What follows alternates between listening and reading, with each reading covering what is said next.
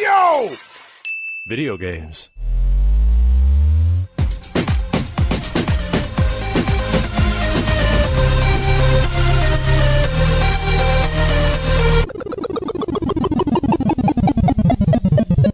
What up, dudes, and welcome back to the YoVideogames podcast. I'm Matt. And I'm Andrew. And once again, thank you to all our generous patrons who've kept us going for over 500 episodes. Yeah, if you're interested in becoming a patron at any level, please check out patreon.com/YoVideogames podcast. Dude of the week is Sheldon H. Thank you, Sheldon. Thank you, Sheldon. Appreciate you. I think this is maybe your second time being Dude of the week. There we go. Been with us a little while.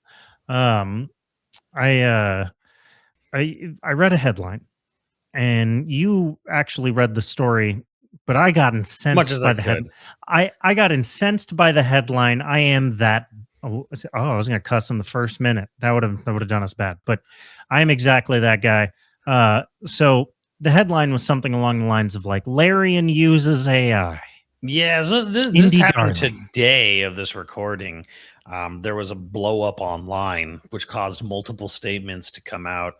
Bloomberg did a article with Sven Vinicki of Larian Studios, Baldur's Gate 3 fame, original Divinity games, and now the brand new Divinity announced at the Game Awards. And it basically, now the conversation about AI has been raging, for months already. And it just blew up again real bad today because this was the chosen one. You were supposed to, bring balance to gaming, not join the tech bros. But yeah, so I guess the best thing to do is I'll just read the quote from the Bloomberg article, which was I want to again Jason. It was Schreier. Jason Schreier, Bloomberg. Promises the article is Baldur's Gate 3 maker promises Divinity will be next level. And he says under Vincke, I don't know, Vincke,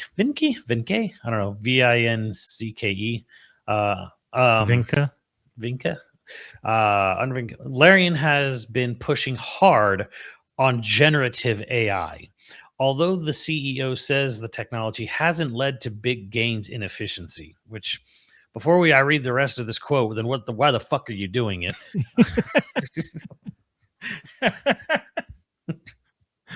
Because investors love it.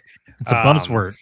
So hasn't led to big gains in efficiency. He says there won't be any AI generated content in Divinity. The quote and to quote Vincke now, not the article, but himself, Vincke, everything is human actors. We're writing everything ourselves. But the creators often use AI tools to explore ideas, flesh out PowerPoint presentations, develop concept art, and write placeholder text. The use of generative AI has led to some pushback at Larian, but to quote him again, but I think at this point, everyone at the company is more or less okay with the way we're using it, he said. And quote, and part of that article. So that just kind of blew up everything. Now I want to just go off of that. A former Larian artist on Blue Sky, Anoxicart, as what they go by, said, consider my feedback. I loved working at Larian Studios until AI. Reconsider and change your direction, like yesterday. Show your employees some respect. They are world-class and do not need AI assistance to come up with amazing ideas. That's an ex-Larian artist. Yeah, that was the joke I was going to make when you were finishing that quote. I was be like, and cue the exploit. Yeah, because he said everyone here now. They got rid of the people who didn't. Right. Yeah, that last part is really pretty dark. So yeah, so he made two responses, one to IGN immediately. The backlash has been swift and loud from the gaming communities from the IGN article. Larian CEO response to Divinity Gen AI backlash. And now Larian founder and game director Sven Vincke is responding to clarify his remarks, affirming that Larian is neither releasing a game with any AI components, nor are we looking at trimming down teams to replace them with AI, and that AI is something we are constantly discussing internally through the lens of making everyone's working day better, not worse. Which I feel like we've heard this Always. Um, he commented again. This time, I believe himself on this was on Twitter, um, on his own account. He said, "Holy fuck, guys, we're not pushing hard for or replacing concept artists with AI. We have a team of 72 artists, of which 23 are concept artists, and we are hiring more."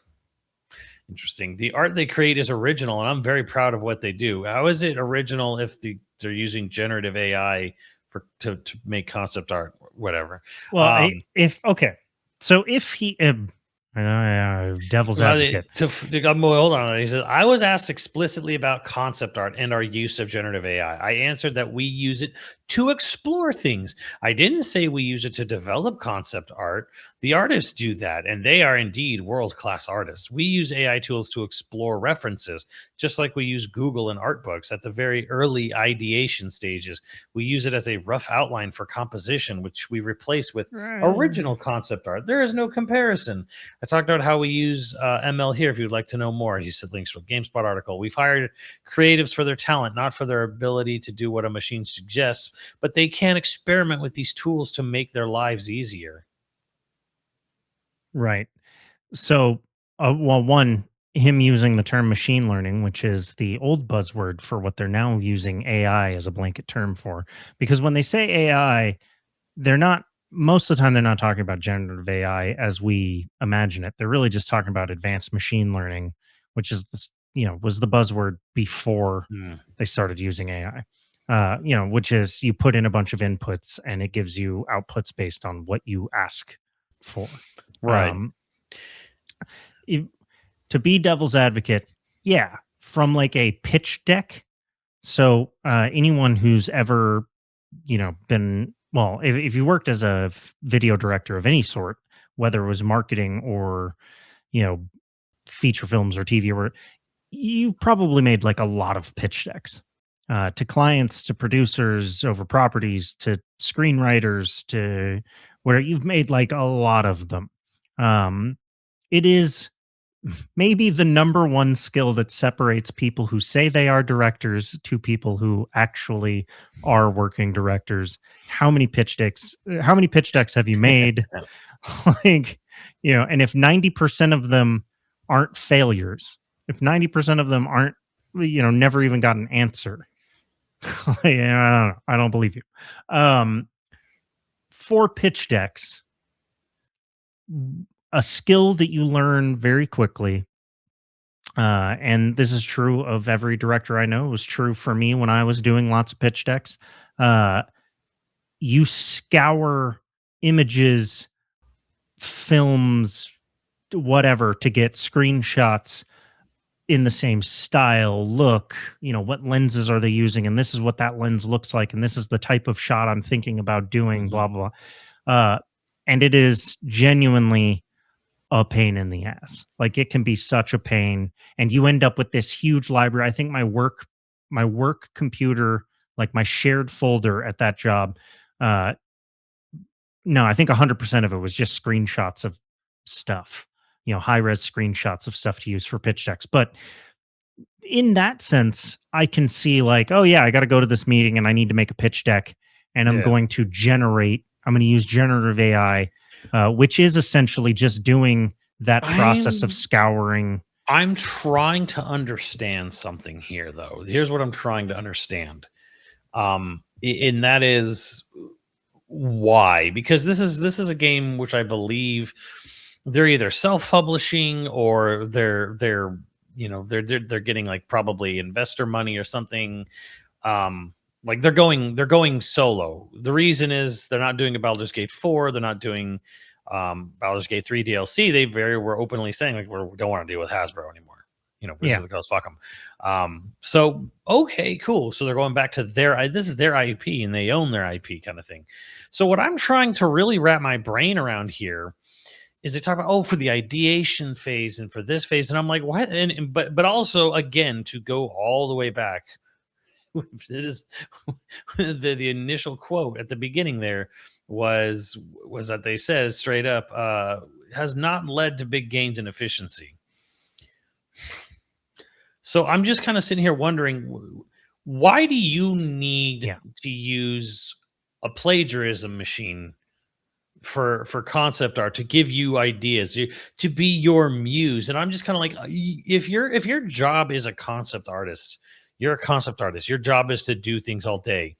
Then isn't your job to create? Like, aren't you a creative person? You don't fucking need to sit there and enter some No. prompts into an AI generator to give you ideas. Couldn't aren't you? Isn't it your goal, your purpose in life is to reimagine your own worlds from your own brain to your own hand? You And know, I to the hate pen. that I am being the devil's advocate here because I am not a fan of generative AI. Like, and But if you're not even that, shouldn't if you're like the writer guy and you're just like, hey, draw me something like this and like that, and like, and you know, you talk to another human, and he goes, oh yeah, yeah, and he kind of like draws something like that up, like, right, okay, but so let's eh, he spends several hours drawing 10 different types of windows. right. And he's got to make a pitch deck too to show all these different type of windows for the decision maker or the team to make. Well, he could instead spend an hour generating 10 different types of windows. They decide what types of windows they like the look of, and then he only has to spend time working on the specific type of window style that Right, it but this could is work. kind of, Here's but where, it's like this weird. Yeah, okay, but go. Sorry. this is why it doesn't lead to increases in efficiency, because every tool that has ever been given to creatives to free up time just means more work gets packed into the same amount of time. Hmm. Oh, I got you all this stuff so that you can do 10 pitch decks in the same time it used to Right. take you to do one. So what's your job now? Make 10 pitch decks, Yeah, yeah. not one pitch deck. You Well, know, there's the other part of me that's kind of like, why are we having pitch sticks? Why are we having, um, to me, this is a little bit of naivete where it's just kind of like I don't know that I've ever been this early into a game's development where it's kind of like they're discussing the look of windows, right? oh, Or the right. look of Well, things, or whatever. so But I'm just sitting here thinking in my mind here, okay, like, do you know who John Howe is? Um, the artist. yeah, He did a lot of the most of the illustrations for Lord of the Rings, but for the novels before they were films, and then he was brought in as a concept artist for the for films, the right? for Yeah. the for the films for the Lord of the Rings. He had no visual shit to go off of other than Tolkien's written word. Tolkien wrote the rune, like he came up with the runic system for like all the dwarves and whatever, right? But John Howe literally he reads this book, he goes off the description given by Tolkien, and he fucking goes and draws everything, like what the elvish society looks like, what dwarven society looks like, and then then he gets put into the movies, and he is doing this. Nobody sat there, on Lord of the Rings, the film, a New Line Cinema, and entered elvish Rivendell, it's got to look like a thing like this or whatever, or even just took what was it described in the books and just put it into an AI machine, and then that AI machine had to go out and then do all this.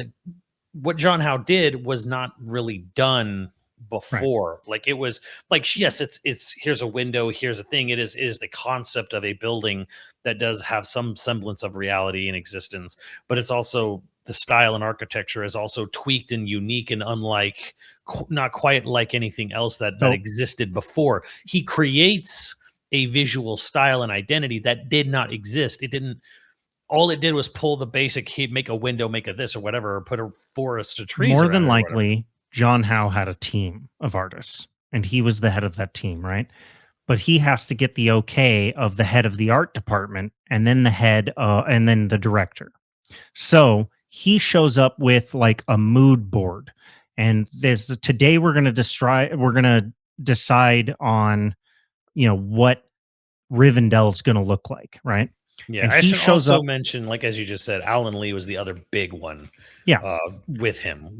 And I'm sure, like you said, they had a whole team. and they'll have a whole team, right? Like, so sometimes one storyboard artist will get, it's this storyboard company came up with the animatics and the storyboard, but it's like a team of 30 artists are working on the storyboard, right? But Right.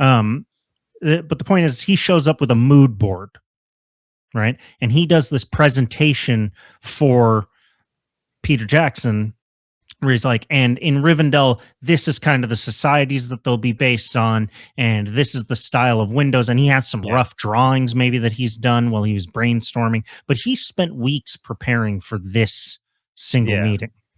Okay. And he he traveled to Europe to find inspiration for different and took pictures and stuff. They do this on movies all the time. Location scouts you know, do this all the time, right? That process takes weeks, has a huge team. That's all one big pitch. And he may, if he did that and Peter Jackson was like, this is all crap and I want you to do it again and I want it to be like this, he starts the process over. Right? I guess it's probably a little different for this specific example because John Howe, Alan Lee, again, they'd been doing books covers for so long.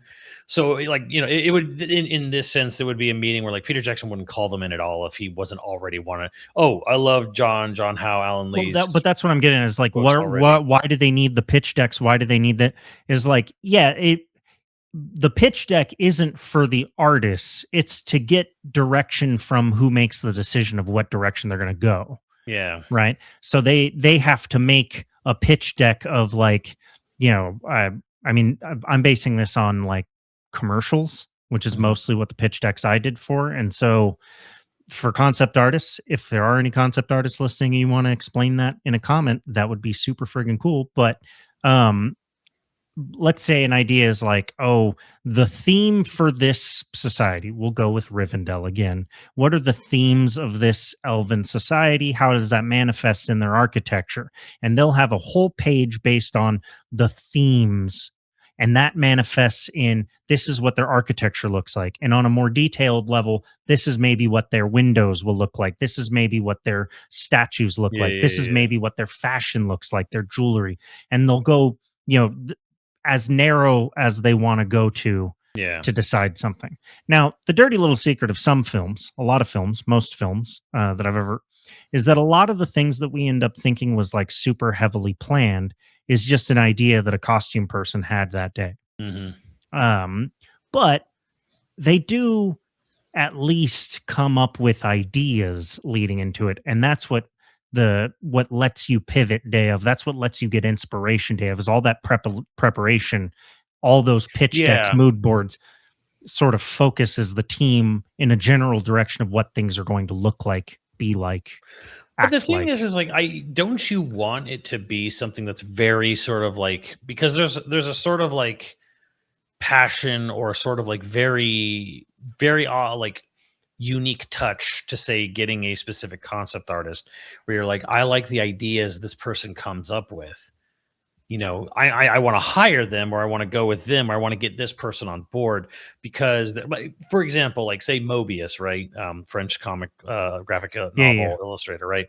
Where it's like Sega's making Panzer Dragoon, and they're like, well, you know, their team is just like, hey, we want to go something like this. They even get Mobius to do the cover for the first game in Japan. Damn you, SOA, for not using it. But it's just kind of like this thing where it's like, okay, this guy envisions shit in such a way that we want that look, we want that style.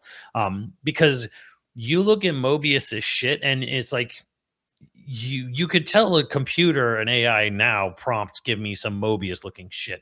And it goes and it just fucking pulls, it steals, plagiarizes the database of every fucking image of a Mobius art that it has. And then just, you know, and shits out whatever.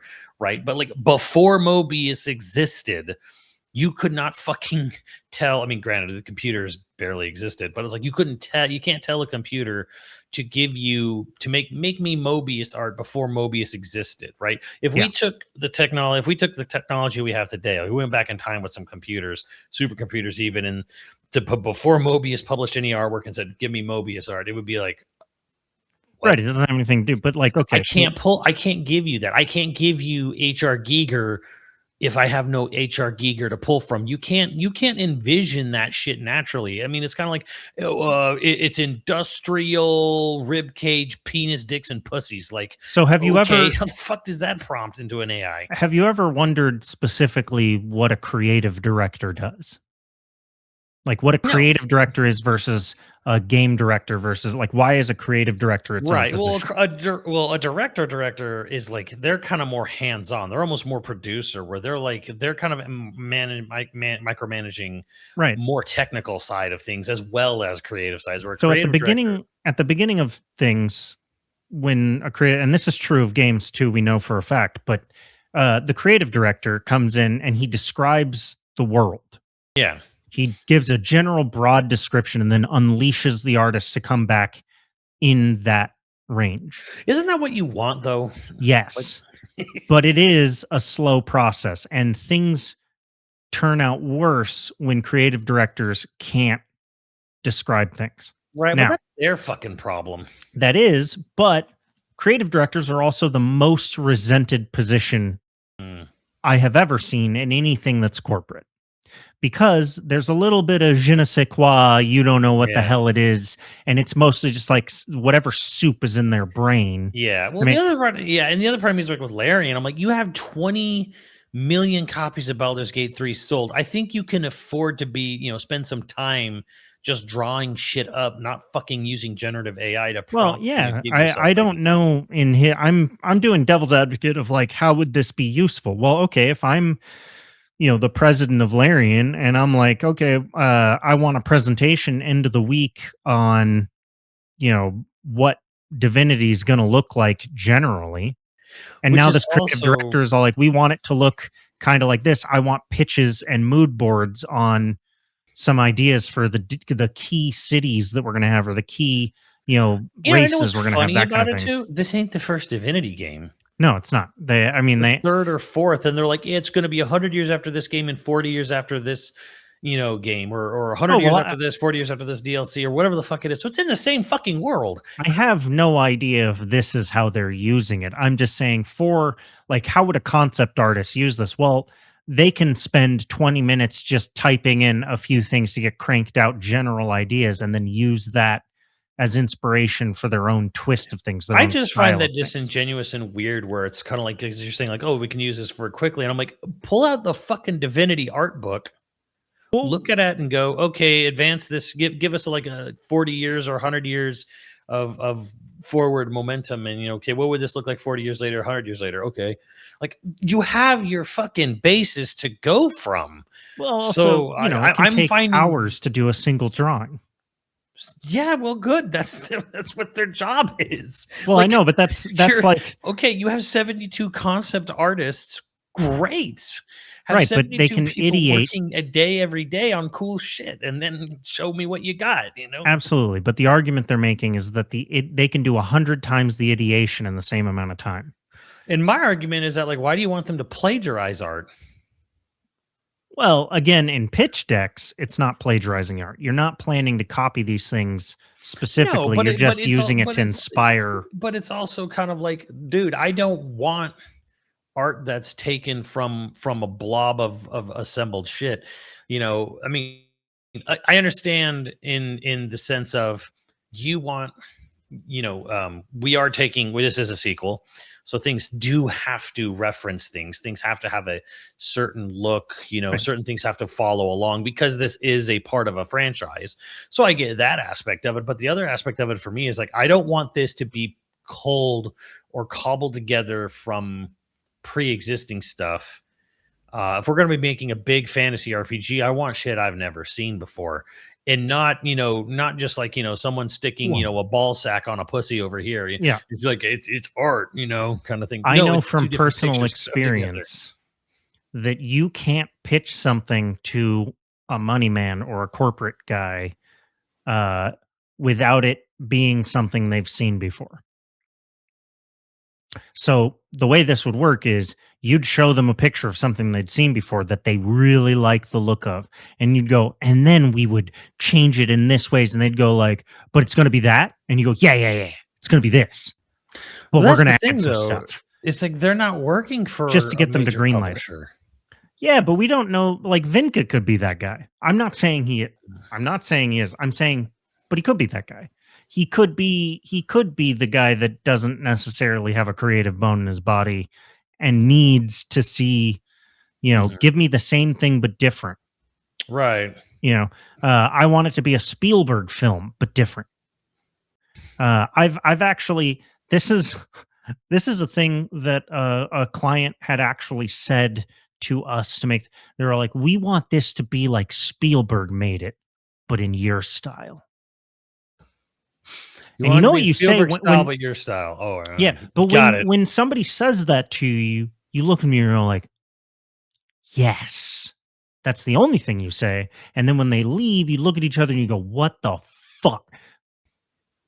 And then you do whatever you were going to do anyway, because they clearly don't know what Spielberg's style is. Otherwise, they wouldn't ask you to do it. Yeah. That's kind of when, I think Ridley Scott talked about that, where it's just like a studio gives you all these notes, and then I nod my head and I go, yes, absolutely. And then I just go and make the movie I was going to make anyways. Yeah. I mean, if you're getting notes, I give it back to them, but they're you like, just oh, you say love yes. it. Yeah. Okay. Yeah. I just tell them I'm going to do it, and then I don't.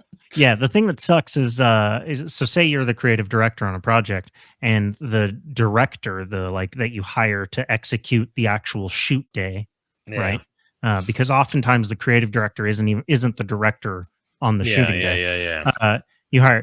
They do that to you, And ostensibly the person. Yeah, and then you get this video It's a back. problem. Yeah, and you're like, what the fuck is this? It's like, oh, it's the video. And I'm like, but this isn't anything that we talked about, and you don't have the money to shoot it again. And so now you're just like, what? And he's already using your name to get his next job, so that it doesn't matter by the time this one. Because that's another secret. If you're sitting there like, hey, I really want to go into video and film and stuff, always have the next job. Be working on your next job before your last job releases. Always. Yeah, I think in this specific case, it's very stressful. This is very. I think for Divinity specific. Did you watch that fucking horrific trailer? No, I did not. I okay. Everything that had me a little bit interested got leaked beforehand, in terms of like people talking about it. And then I knew that Claire Obscure was going to just absolutely annihilate. And so like I watched maybe 15 minutes. I'm surprised you didn't watch the Divinity trailer because of how excessively like almost X-rated it was. I do love. Well, I mean, I like Larian. I liked Divinity 2, and I really liked Baldur's Gate 3. Like, it was so gross. Even Larian aficionados were kind of turned off by it a little bit. I didn't think it was like, oh my god, I wasn't pearl clutching so much. Where I was just kind of like, I was more like, wow, okay. My thought when I first saw the trailer was like, this is everything they wanted to put in Baldur's Gate 3, and Hasbro said no to. Like, people fucking in a crowd and, vomiting on pigs and the pigs eating the vomit. This happens in the trailer. Like someone. Okay, well, now I definitely have to watch it. Someone burning to death alive, slowly, children cheering it on. All right, I get it. I can only get so erect. So I'm like, okay, this is just like everything they wanted to do but couldn't do with the D&D license. So it's just like way over the top, like, gory, violent, inappropriate, disgusting, sexual, everything. So is there an in-game reason why they did this, or is this just they're claiming? And I don't know if this is a Bloomberg article, another article, but they're like, this isn't really any different from the last Divinity games. We just now have graphics and tech to show it like, foot level third person, where it's just kind of like, oh, this is actually really gross when you're not looking at it at an overhead or isometric as much. And I'm like, I guess, I don't know. But it does feel like extremely over the top, edgy a bit, just a smidge, if you will. Okay, but I'm here for it. But whatever, I don't care about that. They want to make a fucking hardcore, gross out, hyper violent, hypersexual medieval fantasy game. Go for it, man. Like, you do you. Like, I don't think that's a problem. I think the thing is with this AI thing here, though, that fucks it all up is because I'm like, this is your game, this is your IP. You're not Infinity Ward or Treyarch, working for Activision, who's giving you an insane deadline and saying, get it fucking done, and we have all these studio notes you got to fulfill here. That's where this is a little bit fucky. Now, that being said, as far as the other side of the game world where there's big publishers, talking like Fortnite getting called out for this, Call of Duty got caught and called out for using a bunch of AI art in its stuff recently. My opinion is, frankly, I'm a very fuck AI kind of person. In anything in the audio visual department, especially like it's like very pointedly generative. Yeah, I just hate anything generative and anything used for audio or visual. Because if you're plagiarizing, art, art, whether it be audio or visual art, if you're plagiarizing audiovisual art to make your product, then why should I be paying for it? If you're using a computer to assemble audio visual presentation, like why am I paying for this kind of thing? Like I'm paying for you to burn up the Well, atmosphere and assemble and reassemble imagery. Like, no, thank you, sir. So the that is my personal stance, is that anything generative AI, especially in audiovisual, is a huge no for me. Because like when you go to say, like, say you're making a game on Unreal, and you go to the developer store on Epic, and you can buy assets, like you buy rock assets, buy window building, you're buying assets. Yeah, but a human just sat there, made it, and then put it on a store and then sold it, and he's getting a cut of the profit. To me, it's like, oh, well, that's not creative. It doesn't matter if it's creative. A human being created the art asset. He put it on a store and he's making money from it. He's getting a kickback from it. Epic gets probably a big too percentage big too. of a chunk, but Probably, yeah. But the point is that, okay, well, a human made something menial, boring part of the game world, but a human did it, put it on a store. They're getting a residual for it. Like, cool. well, You I you think you you've paid a human being for their art to for their be in your labor. product. There's this gets it. There's a reason why they have started to frame everything as content rather than art. Yeah. Um, Art, inherently, the most interesting thing about art is the human element. Yeah. I mean, Humans what are the being what are involved in the creative process is what makes art yeah, one of the most famous interesting. paintings of the last century is just a painting of a fucking Campbell soup can. Yeah, but the reason why generative AI has to be fed all this stuff made by humans is because the thing that makes art interesting is the human creative, like things made entirely generative AI with no human interaction at all is quite literally nonsense. Yeah. Even when there is a lick of coolness to it, it's usually because it is straight up plagiarizing something interesting.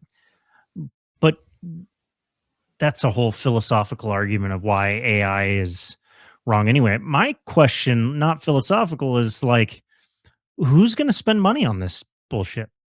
Like, who, if you're getting rid of all of the people, like, eventually the AI just eats more AI slop to create AI slop. And who's going to want that slop? And who's going to have the money to spend? Like, okay, my dad, who, when AI buzzwords started, he's like, I mean, they're going to replace accountants. What? What? They're going to replace all accountants with AI accountants? Really? Why would you want that? Yeah, that seems exploitable. Yeah, like why would you ever want that? And he was like, "Do you know how much money it would save?" Okay, but how does it make money? What product are they going to sell and to who? Like what are they like what The is the real point? the What's the the end real game of all ultimate this shit? question there, if everything is automated, then who's running the automation? And then if no one's making money, who's spending money? Like it's just this weird no one's thinking about step 10 over here. Hell, no one's thinking about step 5. And it's like and when you get to a person who's like uber into the slop, like really really loves AI is the coolest thing, and you ask them that question, you end up getting some sort of weird utopian, if they have good intentions, they get it like you get like a weird utopian like, well, yeah, wouldn't it be great nobody has to work? Do you know what human do you have you read any history?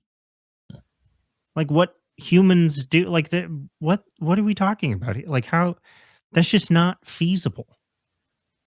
Like what do And it's not sustainable, and it's not something human beings are capable of. I got to quote it again. and cats off to everyone who gets the quote. Even if we, again, going to your utopia, you said, even if we build the perfect world for ourselves, even if we have like limitless freedom, humans will still desire beyond. Right. We'll still desire the beyond. We'll still desire more. Right. And then that'll will eventually have the bubble pop, and it'll. That's the thing. Humans are not good, but that's getting into the heavy philosophical side of things too. But look, there's things that AI, what they're calling AI, is good for.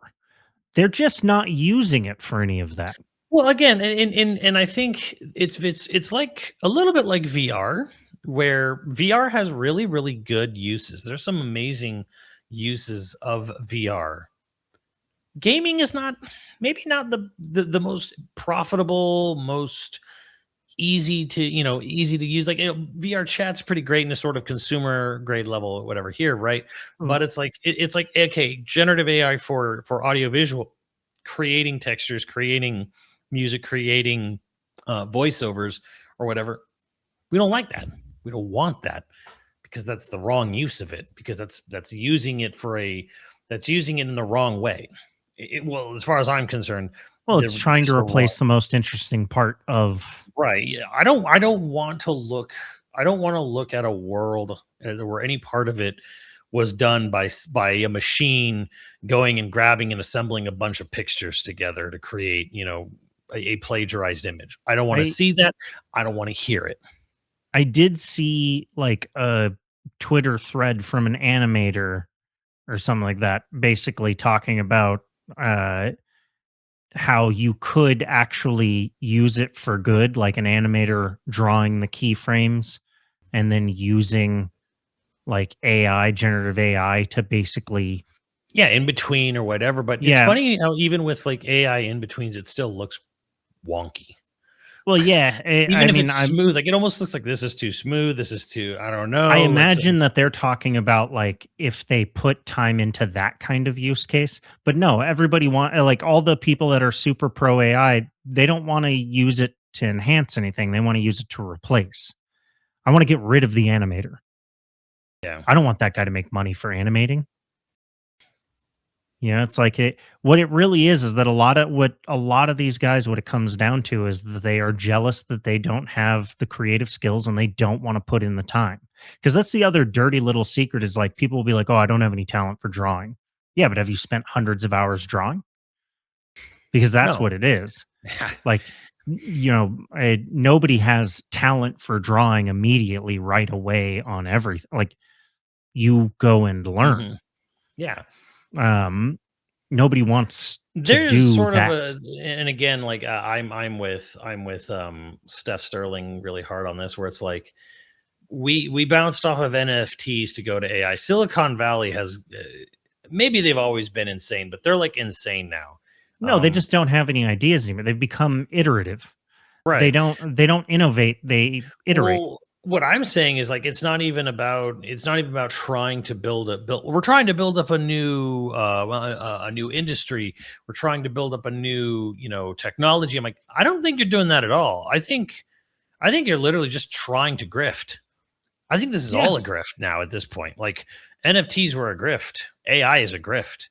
It's all just a grift to just be like, all right, shares are a grift. Well, look, right around 2015, GameStop, the stock of GameStop, shares or whatever. It's like, it's all just 2010 is when the tech industry became about inventing middlemen rather than getting rid of them. Look at every app that's come out, say, let's be generous, since 2014. And they are all in some way creating new middlemen to things you already had access to under the guise of making it more accessible. Right.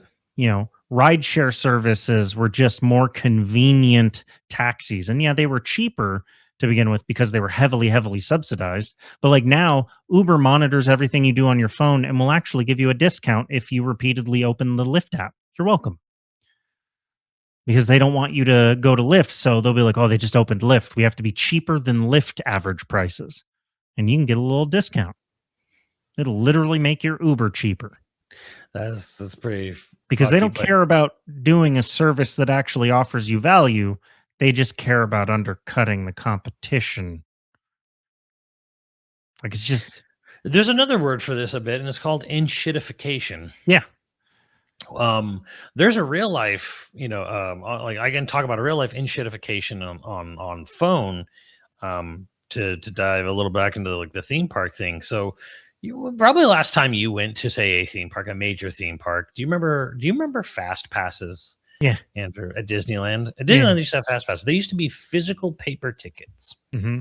And how it would work is you would go to the front of a ride, and somewhere near the front entrance of a line, there would be little like automatic kiosks, and there'd be tickets. You press a button and it would give you a dispenser. And what that did is that fast pass, it would even have a little logo. Every ticket would be unique for each ride.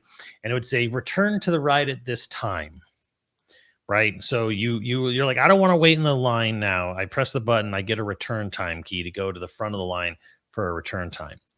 Now, you could, I think initially it was like, okay, people would just go to every ride and they'd get it. They just get a bunch of tickets at the beginning of the day, whatever. So then they got it a little bit smarter, where like it would give like a certain amount out every hour, and then it wouldn't give out any more until the top of the next hour, and then yada yada. Post COVID, even when they had a different CEO, Yeah, you pay for it, right? yeah. So they introduced it. Now it's an app, but it makes things better for you because now you have My Genie Plus. They call it Genie Plus. They got rid of that too, where it's on your app, right? And it'll help monitor your day. But here's the thing: those tickets were free. You didn't have to do nothing to get those tickets. They were free. And eventually they started doing a thing where like, oh, well, you have to scan the ticket you got into the park. So people couldn't just go in and just like, and get a bunch of free tickets. You would have to scan for each return time, Yeah. which is fine. But then post COVID, Genie Plus, now it's on the app. It's only on the app. It got rid of the kiosk. It got rid of the physical paper tickets, but it costs money now. Yeah. Oh, but it saves you money because now it actually tracks where you're going, and it'll like use location-based GPS to determine what you should be doing. It'll give you advice throughout the day. You can help plan your day, and everyone fucking, at least on the West Coast, fucking hate this thing, right? Yeah. We never Sounds fucking terrible. use it. We never fucking use it. It's only useful in the Florida side. But like people fucking hate it, and they even got rid of it and tried to just rebrand it to Lightning Lane now. But it was this thing where it's like, oh, we're gonna give you there'll be a digital assistant now on the app, and it's gonna give you recommendations, and it'll track your progress, and Gross. da da da da. And here's the crazy thing, right? You can only reserve one ride at a time. So you can't just like go around, get like a ticket for each ride and then come back and return. No, you got to go on the ride. And when you get on that ride, then you can go back on the app and be like, all right, I'm in line for the ride. All right, now you can reserve another one.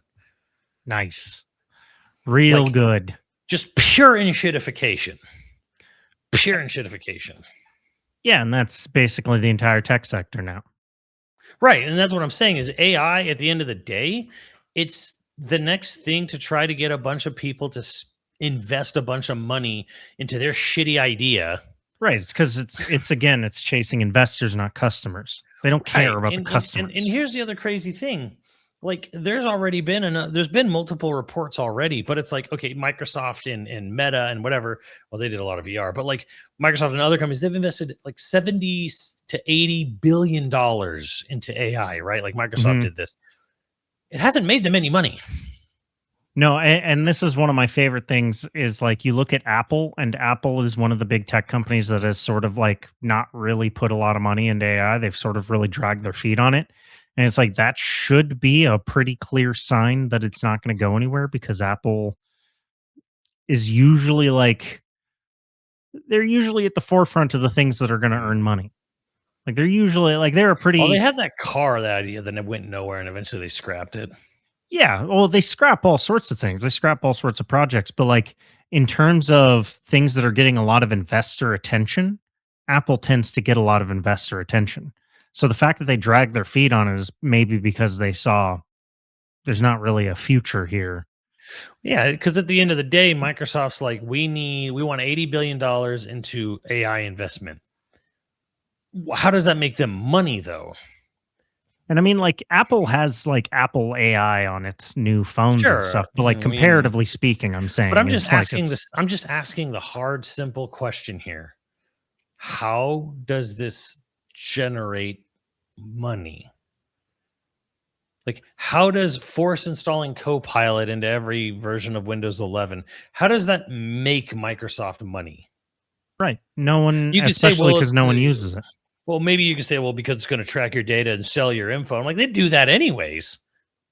Yeah. They didn't. I mean, like Microsoft and Google didn't need AI to track your search history or whatever you're doing on their OS as an operating system and sell it to advertisers. They've been doing that for fucking years. Yeah. It's the And reason why Chrome takes up so much RAM. right, and on the other conversely with that, like i- they got caught for that and whatever, but like they've been doing it forever, and it didn't cost them $80 billion to do that, like Google selling your information didn't cost them an extra tens of billions of dollars to do that. Like running their website sure cost money, whatever, a ton of money, I'm sure, or whatever. But like the aspect of just selling data. So I'm like, when they're like, oh, we have this AI shit now use Copilot, use this. I'm like, but how does this make you money? Like they bought Activision for 70 plus $billion. And it's like, okay, that was probably too much, whatever. But we know how they make money because they make Call of Duty. And they're getting They- returns from that. yeah, Right. they Candy Crush Saga. They everything Blizzard does, World of Warcraft and Overwatch and whatever. Like even if it's like, well, that's not bringing in enough. No shit, it's not bringing in enough. That's because you can't buy something like that without overpaying for it. But it's bringing in, there is revenue coming in. COD does bring in like $1 billion plus every year, so it's not like, okay, well, money is going to flow back in one way or another. You put a bunch of money again, the billions of dollars they've probably spent on Copilot. How the fuck are they going to make money off that? What is generating revenue? Well, I mean, also Because all it just does like is use power and energy. and make every other aspect of using their OS worse. Right. So where does the money come in? Where do we get to the part where this makes you money? Well, I don't know if they thought that it was going to be a selling point for more people to adopt Windows, because that also seems like a silly, Windows is still the largest share of the market. So like what I'm do like, they I don't most businesses still just operate on it. Like, you offer a product, an operating, an Well, OS maybe it's operating an system. enterprise thing. Maybe like enterprise Copilot, you pay for extra features and that's supposed to work. Because wasn't there that viral thread of a guy explaining how he justifies or he turns his company's use of AI, even though nobody's using the tools, into a win for his resume? Wasn't that a thing? Do you remember seeing that? No, but I mean, I get what you're saying where it's like I'm using it as like a resume kind of thing or whatever, but I'm just like the company itself, like how does this generate you more money other than the only way that I can look at, like, talking about the whole going back to gaming and stuff with generative AI, like the whole reason you're using this It's is to so get you rid of overhead. Yeah. is to get rid of Jobs. overhead. It's like, oh, well, we can make things faster. I don't think games are going to come out every 12 months. I don't think games are going to take, to go back to the original quote there at the beginning, it's not proven to be very effective. So again, here we are where it's like, okay, games aren't, because I heard about this coming out of Gamescom. And that was like the big thing on everyone's lips from all the behind closed door meetings, was that games need to come out quicker. Yeah. Like we need to start seeing return on development. Games need to just turn over faster. This is taking too long to make them. It's costing too much. Sure, it is. It's taking a long time and it's costing a lot of money. I agree. I'm not even against that. But a proven method to make games take less time, come out quicker, is to have good project management. If anything, you need to get rid of your middleman, your middle And management. games need to be smaller. Games can be smaller. You and I watched this happen in real time this year. Yeah. With all the $5 to $8 friend games, like, your Peaks, your RV There Yet, your Repos, going back to Lethal Company, Like, we literally saw smaller games become big successes for no money.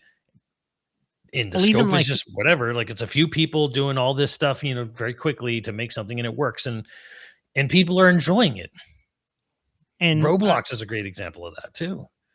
I'm saying, like, okay, you make a game like Outer Worlds 2, which I am playing and enjoying and stuff. Mhm. Um, and I think I'm like 60 or something hours into it, and I think I'm It's maybe two quite a thirds. long time. Yeah, it's like 2/3 of the way into it. And it's like, and people go like, well, that's great. And it is great. Or like Odyssey. I played Assassin's Creed Odyssey. I think I put 115 hours into that game.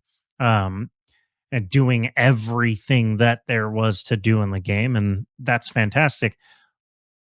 If that game was 30 hours long, do you think that that game would be worse or better? For which game? Outer Worlds 2. It's and I am enjoying it. I am I not thought it was on upset. I thought it was on the shorter end.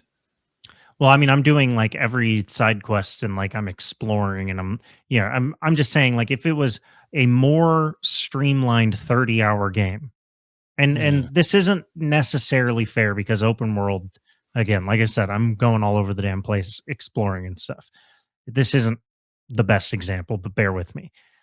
If a game is more pointed, more streamlined, more, if there was 3 planets instead of 5 planets to go to, but the planets were more, you know, sort of pointed isn't the right word, but like more purposeful. There was less fluff to them. Mhm. Would that be a better experience for the same money? Like, that's the question that I ask. Like, when you're looking at a game, and I'm not saying this is true about Outer Worlds 2. I'm just saying, like, when you're looking at a game and you're making it super long, like in the planning stages, because this is the big thing about the project management that we've seen and people in the industry have said, right? They don't, upper management doesn't have a clear image of what they want the project to be for the first year or more of Mhm. development. And so you end up with these bloated games that, even if they turn out good, they are bloated. Yeah. So the conversation has to be like, oh, well, okay, what can we remove to make this a tighter, better game? Just like movies are way too friggin' long now. Like, you I think go that's back to the I think 90 that's minute getting a movie that's little better. I think that's actually getting better. I actually feel the pendulum sort of shifting back a little bit on movies on that.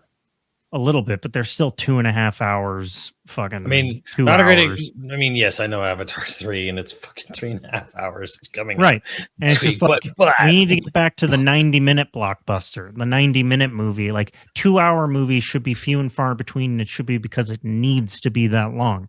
Movies are super long now just cuz. right. Like, there are so many movies that are good movies that would be better if half an hour or an hour was cut out of them. I feel Yeah. like Casino Royale would have been a better movie without its last half hour. Even though Casino that's Casino Royale could have had 20 minutes cut out of it and be well, Casino because Royale isn't the isn't ending was meant to be a big setup for the fucking next movie, which sucked anyways. yeah, I mean, you could just, you could have cut out that last bit. Actually, all the new Bond films are perfect examples. Like, Casino Royale is great, but all of the Daniel Craig Bond films probably could have been trimmed quite a bit and probably would have been better films for it. Yeah. But nobody's saying that about games. Games are getting longer and longer, and in a People do way, talk about games being too long. I mean, I do hear this from a lot of people actually that sure, and games, we've talked about it before. yeah, game length is a problem. And I think it's less about length. I think it's more about scope and pacing. Right. Because sometimes I think it's not so much that maybe a game is too long, it's that it's paced poorly. Like, you're making it long. We're stretching this shit out. Like, this doesn't need to be, we don't need to have this much in it. Right. Like, It's 'cause like a Netflix show that was clearly supposed to be a movie. yeah, well, the So last two nothing episodes, ever, or any Disney Plus show at all, was clearly meant to be right, told in an hour and a half, and they stretched that into 8 hours worth of bullshit, unless it's Andor. right, exactly. Like, But even yeah, Andor has at least one episode every cycle that you're like, yeah, we probably didn't need this one.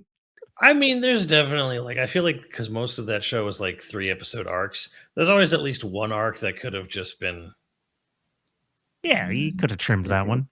There's trimmed fat it. on all of them. You could have trimmed the fat on a lot of that stuff. There's fat on them. I like it, but still fat. Very few things are completely. Yeah, look, I mean, there's no look, such thing as 100% lean beef, Andrew. when you watch the Lord of the Rings extended editions, like the extended editions are not better films than the original No, film. yeah, God, I just had this conversation with the dudes where. But if you love the world, you watch the extended editions because right, you which love is why it. I think they're called. I like that they call them extended editions. They Right. didn't say not a director's cut, And they don't call it definitive. This is not. This is another director's cut. Like we know this is not this is not the preferred way. We don't consider this the. This is. They said something like, well, "This is not the film we would present to the Academy for Best Picture." Right. The theatrical cut is the director's cut. This is just, hey, here's a bunch of finished scenes that we did the post production work on just to cap it off and just kind of through. And we know it's bloated and fucking whatever. This is for the Uber fans who just want to have everything. Right. This is for the people who watch them every year on Thanksgiving. Yeah. So, but I mean, that's what's great. I mean, I think they're great. I love the fact that they're extended editions. Like, I love the fact that they even made them, that was a thing where it was like, yeah, it's a super fat a poorly paced version. I also just don't know that we'll ever get that phenomena again. No. Like a cast that just like gelled so well. Movies that I mean, they aren't perfect adaptations, but they capture the spirit of Tolkien's works. Yeah, exactly. Very Again, well. back to John Howe, Alan Lee art and whatever. But yeah, I mean, to me though, again, like for gaming, how do you trim the fat on gaming? And I'm like, lock the fuck in, Yeah. like just you guys, like, if someone's Stop like, hey, changing the project a year in. Yeah, don't like that's where like you need to get people who are very very clear and very good at they know. I want to make, like, someone's like, I want to make an Ocarina of Time like game. Great. You don't add any Breath of the Wild mechanics. No giant vast open fields. One decently sized field that's your interconnected hub to the other areas, but no open world. You're not doing open world. You're doing wide linear. Like Ocarina is not open world. Like okay, cool. Know what the fuck you're doing, and then just sort of lock the fuck in. And then and then other things are like, okay, well we also want to have this mode or that. No, fuck your other. Just like maybe just say fuck that. Put a pin in it. Maybe DLC down the road or something. Well, yeah. But like, how about this? You want to make a single player RPG, make a single player RPG. But wouldn't it be cool if we added a multiplayer? No, shut up. Make a no, be quiet. It's like, this is what I would do if I was the one running the show. Like, I was a big, if I'm the guy writing the check or whatever, and they pitch me like, we have this great idea, we want to do the Zelda-like experience. Cool, sounds great. Oh yeah. Also want to do, we also want to think of maybe adding some like co-op. And I might be like, nope, stop yourself right there. Shut the fuck up. Like, you want me to sign this? do not fucking buy more than you can chew. Like, you said you wanted to make an Ocarina, like a 3D Zelda, like an Ocarina. You're making an Ocarina. You're not adding one fucking you're not adding one iota of a thing that doesn't belong there. Either your game is designed like co-op from the start, like It Takes Two, A Way Out, Split Fiction. Either you're making Split Fiction or you're making Zelda. You're not making both. Right. You're not doing both, because those are two wildly different mechanics that require shit tons of fucking testing and all kinds of fucking extra programming. And it's like, you're doing one or the other kind of thing. Yeah, don't hit me with a brand new mechanic that needs to be implemented in the entire game, 1 year out. Yeah, like people are like, oh, why is crunch happen on every major AAA game? And it's like, well, because they can't make a decision for the first 3 years. Right. Well, there was a conversation, and this kind of goes back to Claire Obscure, which used AI in the game, like in pre-production, and some posters made it into the game and they patched them out. So again, there is also people are like saying, how come everyone's ignoring the fact that Claire Obscure kind of did what Larian is doing now? One, the tonal shift, it's way more, people are way more like angry against AI. Good for them too. And also, yeah, fuck them. Like, you know, like I'm like, you know, no, I think Sandfall should eat a bit of that, should take a bite out of that shit sandwich for doing that, and be like, oh, absolutely. You're a big artsy fartsy game and you use generative AI for like posters and shit. I don't give a fuck if it's just black, you know, background flavor text. You know what I mean? Like I don't give a fuck. Like, you know, that it's just, well, it's not really supposed to be anything you look at or focus on. You know, like it's flavor text, and I'm like, it doesn't fucking matter. You're a game that is all about art. The whole fucking plot of the game is about artists and creating worlds and shit. So none of your world should be done by a fucking, you know, plagiarizing computer. The fuck, guys. But anyways. But you know, I you know, just trying to get off that tangent there. But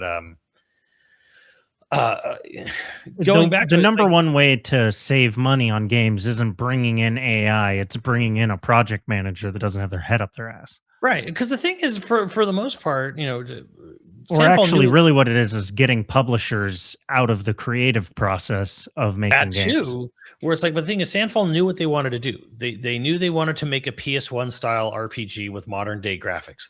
That's what they wanted. At the end of the day, they wanted to incorporate elements of like Mario RPG, Paper Mario. They wanted to incorporate some Souls like mechanics, pairing mechanics. You know, all these. They knew what they wanted. They wanted a world map from the old Final Fantasies. You know, they knew what they wanted. They wanted UI that is sort of evocative of Persona. They knew what they wanted to make, and they made it. And it's good. And that's great. And that's what needs to happen more, is just know what you want to do, know what you want to make, and then go make it. Rather than this sort of like, we need to put everything in our game. And I see that I actually see this happening, because there's that one weird game, Ananta, which is like super anime weeby Grand Theft Auto. That got a lot of, it's getting a lot of side eye because a lot of its animations look straight ripped out of Spider-Man and stuff. And I'm like, hey man, you want to make an anime GTA, go right ahead. But it's also kind of like, we're gonna have this and we're gonna have that and we're gonna have this. I'm like, part of me is like, okay, well, when you put everything in a game, you start becoming a jack of all trades and a master of none. Yeah, but jack of all trades is better. It is. Is it though? Is it though? I don't know. Like to me, though, at the end of the day, again, I'm very much a fuck AI kind of guy, and I think you can make games without AI because you don't need to. Is that going to be the title of this episode? Fuck AI. I wish I could call it fuck AI. It's not going to do well on YouTube, so people are really going to have to share it. I wouldn't even be able to post it. Like, or if I did, I would have to basically sacrifice anyone ever seeing it. AI. But you know, just there's like how many people? 40,000 people been laid off over the last 4 years from the game industry. Yeah, it's pretty. It's a lot. Like 36,000 to 40,000. How many in there were artists? I'm gonna guess a fuck of a lot of them were artists. Of that 36,000+ people that were laid off. So to sit there and say, like, oh well, this is going to be speedy or whatever, like, no, you know what'll be better? You'll get actual human artists who have been laid off, who can do the fucking work and give it a human touch, and doesn't put a fucking black stain on the, you know, on the game on the Steam page or whatever, and doesn't get everyone pissed off at you for using a plagiarizing machine. Sure would be cheaper in the long run. Like because that's the thing, is like, you're going to end up, like, we saw there was a Let It Die sequel, Let It Die Inferno, and they came out and said, yeah, we used AI for like everything in the game, and the game just has been destroyed, like ripped to shredded to pieces on Steam, and it deserves it. So why would anybody say it? Well, I mean, I don't know. I mean, it's funny because like people, like Steam requires it. And people kind of try to like be very coy about what the exact usage is, and they were a little more open about what their usage was, and it killed the game. So, good on Steam for having that. And I know, you know, Tim Sweeney doesn't like it, but it's like, bro, man, like, there's so many people that got laid off. There's so many out of work artists and programmers and designers that it's like, you don't need You don't need to burn up the fucking atmosphere to have a machine plagiarize already done work to make the thing for you faster. What you really just need is you just need good project management. Because I said for years there's a project management crisis in game development, and the result of it has been not only just people getting laid off, the result is we'll now have the computer do it. That kind of seems to be like they didn't. Well, because managers won't lay themselves off. Right. And they didn't want to, they didn't want to address exactly. They don't want to address the problem. I'm not going to fire myself. Fucking, tech bro over here says like AI is the savior of mankind. Yeah, bro. Let me now I don't even need concept artists, so I don't have to explain to anybody what I'm thinking. So yeah, it almost feels like project management crisis has led to people like running to AI because it's this fucking snake oil grift from the latest one from the tech bros, and it's like, this sounds great, we can do we can do things efficiently and faster, and we don't have to hire anybody. But then when it doesn't work, because again it's just a plagiarized machine, oh shit, how do I fix this? I can't draw. Like who knows how to draw? You fire them. Fuck. Yeah, I mean, the real secret or the real dirty thing is that eventually this is going to lead to more work in the long run when they fix all the things that they busted. Yeah, repairing this shit is going to end up costing more than the fucking like investment itself. So it's like, great. The AI grift continues, and I'm not saying that it's a bubble because I don't know enough about it to know it's a bubble, but a lot of smart people seem to think it's a bubble. So I feel like it's a bubble because it goes back to what I said. How does this make money? Yeah, nobody has an easy answer for that. OpenAI doesn't have an easy answer for that. Well, when no new art is being created, eventually the computer's like, well, it's just going to keep giving you the same fucking shit over and over because it has nothing else to pull from because AI cannot create. Well, it's like that weird AI piss filter that happens as you just ask it the same thing 100 times and keep feeding in, and it gives you this weird, it just gets weirder and weirder. But on that note, AI piss filter, we have patrons to thank. There's a good name I can't use either. AI piss filter. Gaming's AI piss filter. I want, you know how YouTube automatically hides comments now? It's just like, come up with the best name in a comment that YouTube will have to hide. That YouTube will auto hide. It'll just be like 100 comments, but we can only see 3. On that note, we have producers to thank. If you're interested in becoming a patron at any level, please check out patreon.com/YoVideogames podcast. Dude of the week was Sheldon. Thank you, Sheldon. And our producers for this episode are Dragon Wolf Makoto, Osnight, Donglemeister, Zyberknight, Scrunami, LCL Mayhem, and ZZ. Thank you, dudes. We'll catch you next time. Later, dudes.